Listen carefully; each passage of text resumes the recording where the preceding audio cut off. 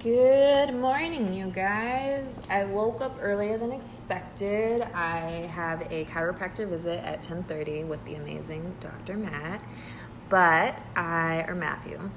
I think he goes by Matt though I like saying Matthew. All right, point of video. Morning routine. I wanted to share it even though you guys kind of already know that, yeah, she'll drink her green drink, she'll drink her collagen. Those are the nutritional parts, which... cheers to some bone broth this morning. But then even on my work days and my days off, like today, I like to start my morning. To deliberately choose what you are going to think about. And when you start to realize and embrace the fact that being a deliberate thinker is a skill, and it is one that I want you to master, and it's one that I want you to practice. Because doing a mindset reset, it's not an event. It's a process, and it's a process that you're going to do over and over and over again, because the negative and limiting beliefs that you have that are already set to your default, those are encoded in the default network in your brain, and so it's going to be a process that you need to repeat. The second you catch yourself thinking something that is negative or is a limiting belief or is something that was stuck in your mind from somebody in your past, the second you catch yourself defaulting to that, 5, 4, 3, 2, 1, you're going to switch gears and you are going to think about something deliberate.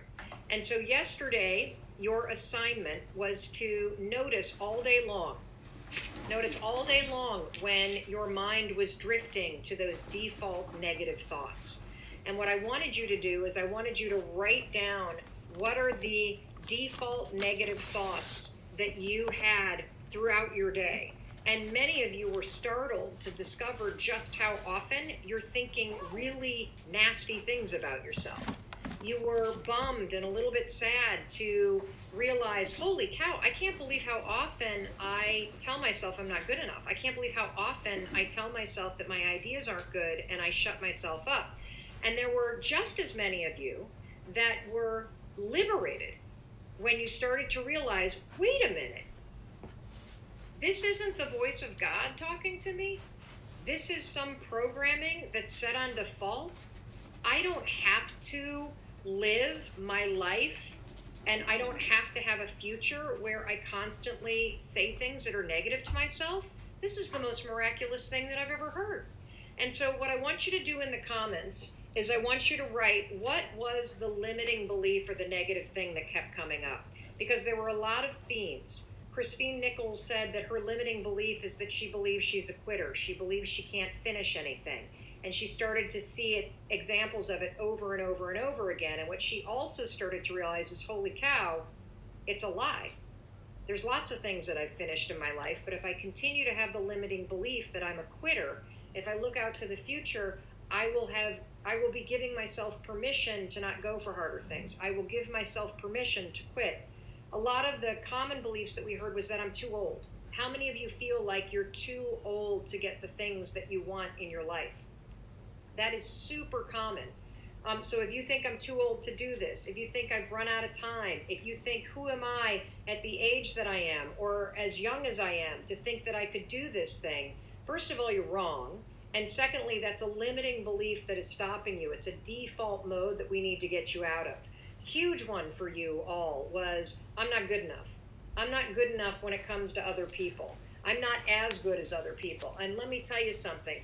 This is an epidemic, feeling like you're not good enough, because way too many of us spend our days comparing our imperfect lives to perfect strangers on the internet. And so the feeling like you're not good enough, you're not measuring up, that there's some sort of imaginary race that you're running against the rest of humanity, and that by now, at this point in your life, you're supposed to be at a certain place. And how do you know that? Because every time you look on social media, there are hundreds of people in your face that seem to be at the place that you thought you would be. And so that just reinforces it. And oh my God, the default network is getting stronger. If that's how you feel, you're not alone. That was the single biggest one that we noticed in all of your comments from all over the world. I am not good enough. So if you're going to define it and boil it down to kind of a sentence, I think that imposter syndrome is essentially the feeling that you are an imposter, not surprisingly, right? The feeling and fear that you'll be found out to be undeserving or unqualified or revealed as a fraud. It sounds like such dramatic language, but that really is how we think about it when we're suffering from this, right? We feel like we're going to be found out. Someone is going to reveal that we don't know what we're doing or we don't deserve to be where we are. It's a totally bizarre fear in many ways.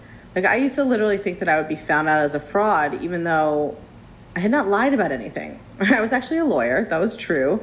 My entire resume was true. Nothing was fraudulent or a lie. But that didn't really matter because the emotional experience I was having was being not good enough. And to me, that is really the underlying truth of imposter syndrome. It's about the not good enough feeling, right? It's about that like fundamental conviction you have that you are unworthy in some kind of unspecified way. And that's what gives rise to the syndrome. And I think the classic sign of imposter syndrome is the phrase, I know rationally X, but I feel like Y, right? Like, I know rationally that I have gotten lots of prestigious jobs, but I feel like I don't deserve them. I know rationally that it's better to be alone than in a bad relationship, but I feel like there must be something wrong with me that I haven't found a partner yet. It's so hard to wrap your brain around because it truly does not make sense on the surface.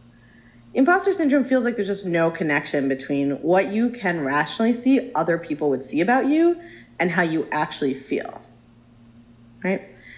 So I am going to talk to you guys about how to change imposter syndrome, actually really specifically. But before we talk about how to cure it, we need to understand where it comes from. So this is really one of the main tenets of my coaching and the way that I try to teach you guys on the podcast, which is you want to understand where these things came from. Not in the therapy model where understanding will lead to change, right? I don't think that usually works. It didn't work for, let me say this more concretely, that didn't really work for me. And for a lot of my clients, having insight did not lead to changed behavior. I think a lot of therapeutic models, that's the assumption, like insight will lead to change. And for some of us, insight just leads to doing the same goddamn thing while knowing why we're doing it, right? So I don't think that insight is enough. But because a lot of what women suffer from is various forms of internalized social conditioning and self-critical thinking that they take to be just true thoughts about themselves, because that's a really big problem for women, I actually think it's super important to talk about where these thought patterns come from. And then we talk about how to change them. But it gives you that perspective and that distance, right? One of the kind of core points of meditation is that it teaches you to disidentify with your thoughts, to see that you are not your thoughts. And what I do is really the same thing in this more analytic way. And one of the ways of doing that is being able to identify, oh, my brain tells me all these things that are wrong with me, and I just believe them. But actually, if I think about it, those sort of came into my brain because society tells all women to criticize themselves in those ways, right? Or sometimes it's the family, whatever it is. So that's why I always take the time to talk about how social conditioning impacts these things. Or you like comment on something. I like making people feel good. There's something to that. Like, I love seeing smiles. So, and I know how wonderful it feels to like feel good about yourself, which is that's where people are. It's a lot easier making someone else feel good than in making yourself feel good, and that's where the biggest issue is. So we started doing, well, I think we're going to start doing these Women in Strength, because I think that's like my newfound thing that I'm just striving for, is building confidence. And it's not just in women. Obviously, it's geared towards women because I'm a girl, and we talk about a lot of like girl issues and girl body image issues. And so I'm glad it's like helping.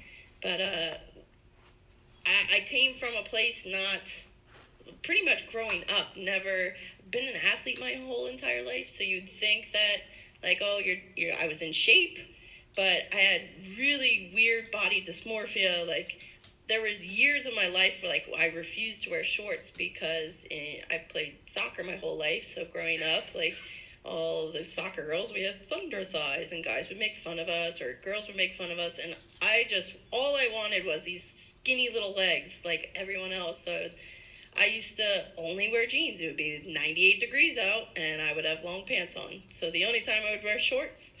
And now, all I want to do is, like, wear shorts and make my legs bigger. It's so weird how things work. But then body images with, like, you look at magazines, and everyone has it's just boobs and butts. I'm like, well, I guess I sort of have a butt. I mean, I'm building it better, but like, there's nothing there. Like, being told by judges nonstop. So that's always like thrown at girls' faces. Like, as soon as you reach like middle school, it's either you're in the itty bitty titty committee or your boobs are way too big, and like there's no like middle, there's no like perfect size. So you're like made fun of for something. You're made fun of for your clothes. And like I had all these things like growing up that like threw me. Like I didn't have like started doing a lot of bad things that I talked about. I don't want to give away my camp, so I'm gonna hold back a little bit. How amazing is that 3 different ladies, 2 that do work on mental health constantly. They are coaches. They have struggled with, all 3 of them have struggled. They've all had their own stories, but all 3 of them said the same thing. So not to be rude and not to be offending anybody, but if you have the idea that you are incapable or you doubt your worth, you think you're not smart, you think you're a quitter, these are all not original thoughts. You're not special in that thought. You're so special in your own unique way, but feeding these negative thoughts, which that's all they are, until you empower them. I think I'm still thinking about my food, guys. But if you empower them with constantly thinking about them and then only focusing your mental energy, and honestly it weighs on your physical. I mean, when you are sitting there thinking that you can't do anything, how much more likely are you really going to go to the gym if you don't think you can?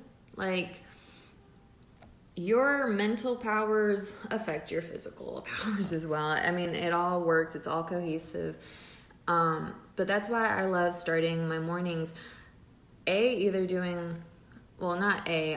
do my journal, but then I also like listening to these kinds of podcasts, or even like I got the privilege to go to a Women's in Strength camp, which is what Dana was talking about. That clip that I shared was actually from the first camp, and it was just another reason why I was like, yeah, this woman is more than just a bodybuilder. She freaking gets it, you know?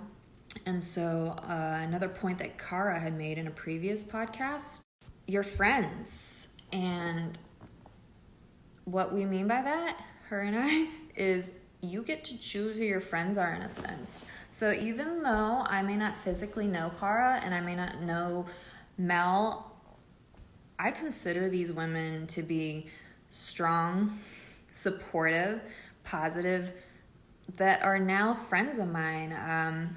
Mel, her audiobook, the 5, 4, 3, 2, 1, that got me through some struggling days there. And then listening to Kara, when I'm cleaning or when I'm in the gym, it clicks. And I get it. And she's a very supportive person. So it's who you surround yourselves. It's the messages you surround yourselves with.